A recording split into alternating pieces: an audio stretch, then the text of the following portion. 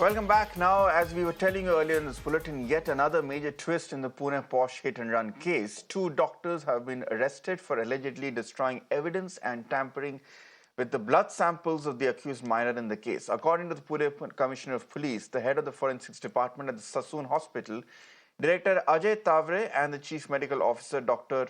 Srihari Hannor have been arrested. And the police claim that doctors threw away the killer teen's blood samples and replaced it, and have also seized the CCTV of the hospital.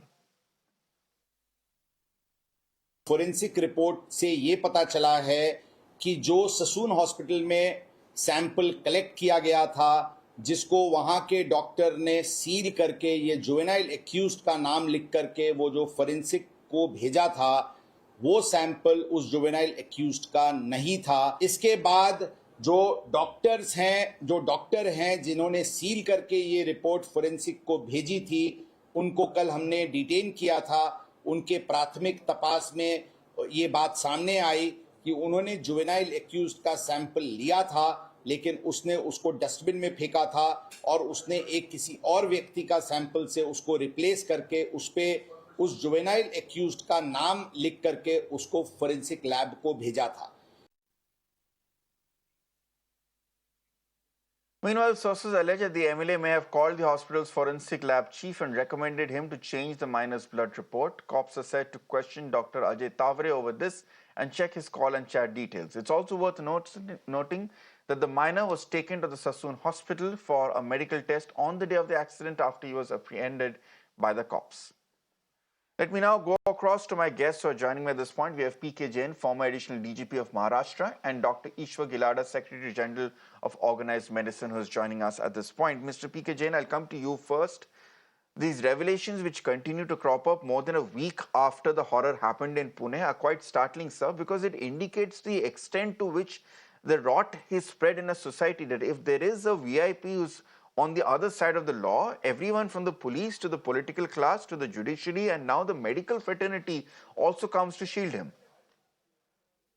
Absolutely. Thank you so much for inviting me here. Absolutely, there's a complete rot in the system. The initial application of sections and the initial probe was botched. The accused was taken to the hospital late. His blood sample was taken, which was tampered with. I had spoken about this thing about 2 days ago on some other channel. I had said that there could be a possibility that the blood sample was changed. It was replaced by somebody else's blood. And that's why CP Pune had gone in for a second blood test. That time his intention was being questioned. This was precisely the reason, to ensure that the blood of the same accused had gone in the first place, that the second sample was sent to a second place. I am very happy with the investigation now. Initially, of course, there were a few setbacks to the investigation.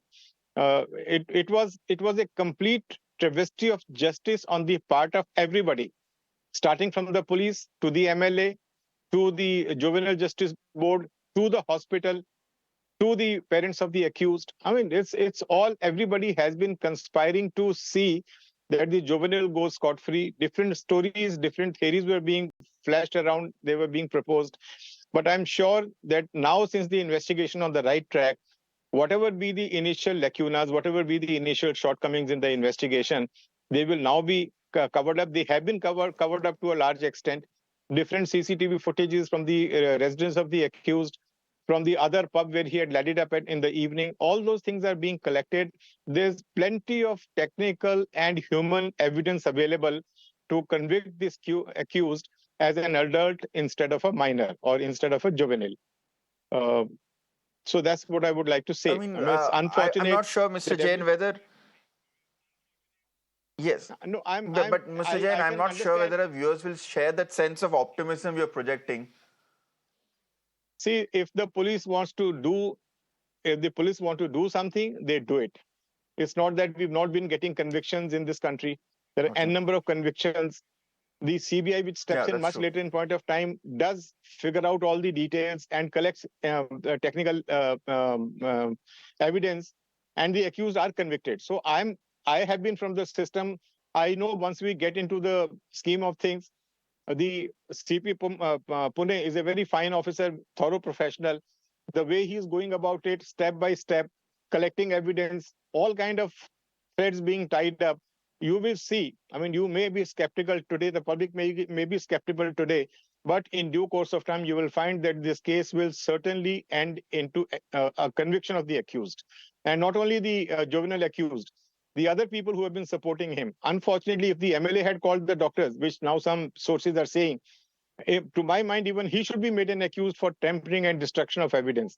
So it should be a complete set of accused so that it sends a very right kind of message among the people who want to indulge into activities like this, that in every case they cannot go scot-free.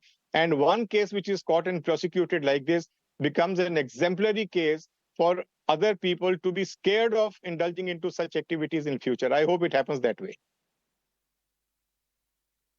Fair enough, sir. But as you said, if the police wants to, they can ensure that that any guilty person faces the punishment he or she deserves. But it shouldn't come down to when the police wants to, right? Because from this case, it seems for the first few hours, the local police did not want to, which is why 2 police officials have been suspended as well, and which is why all these lapses happened to a point where the juvenile board got such a weak report that it was able to let the child go away and by terming the crime not serious.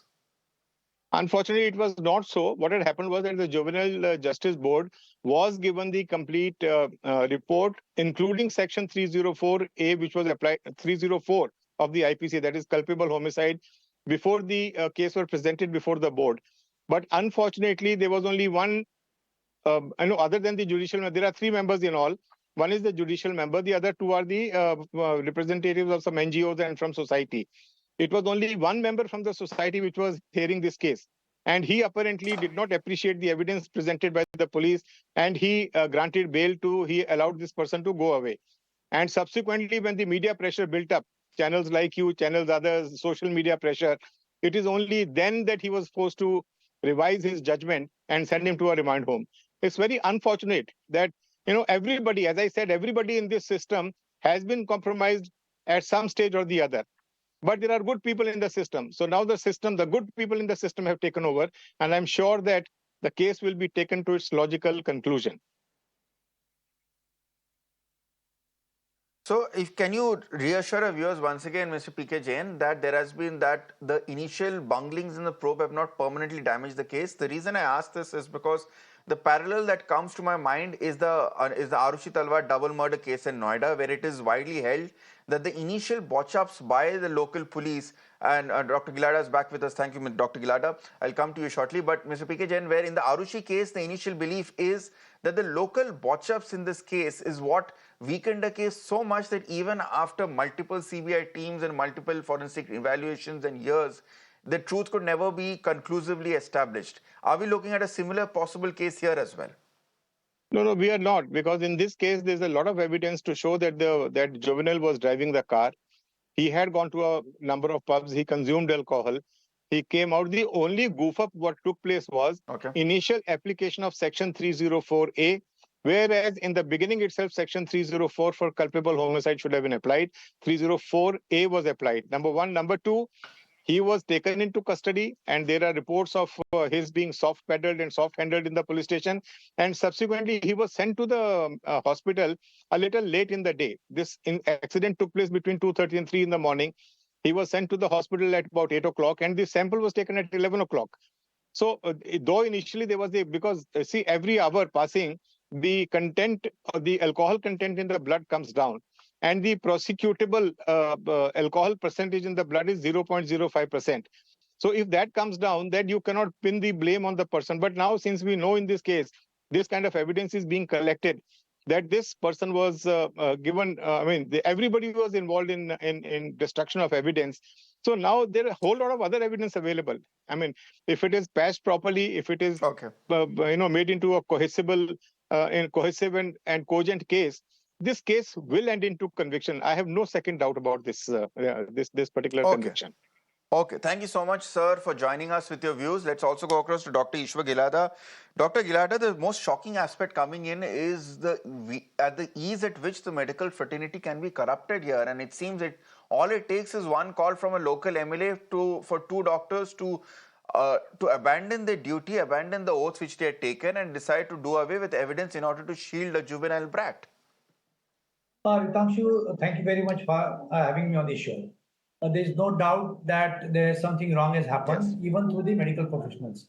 But if you look at the chronology of event, the person who is involved and their parents and grandparents, they are definitely having a preferential treatment from doctors, from juvenile justice board, even from media. Media is still not giving the name of the.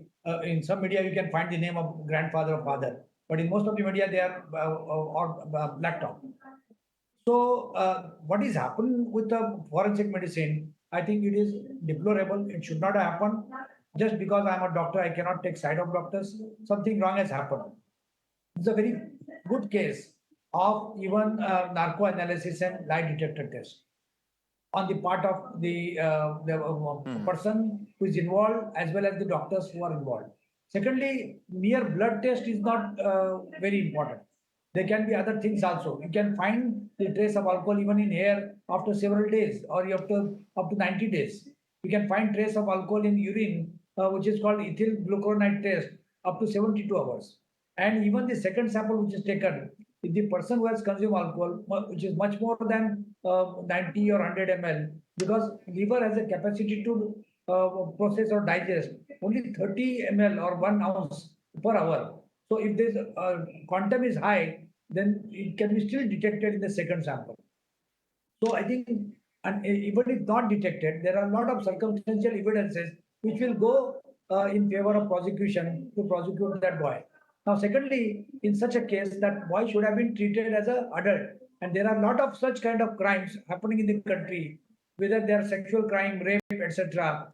In such cases, they are considered as adult, and we should, because they attain puberty earlier, they grown up earlier, they are driving cars earlier, they are involved in sexual activity earlier. So in such cases which are borderline, like 16 to 18 or so, they should be tried as adult. So I think if something has been done by medical professional, it is wrong. Secondly, one should not, because there are a lot of temptations, there is a lot of political pressure, there's a lot of financial allurement.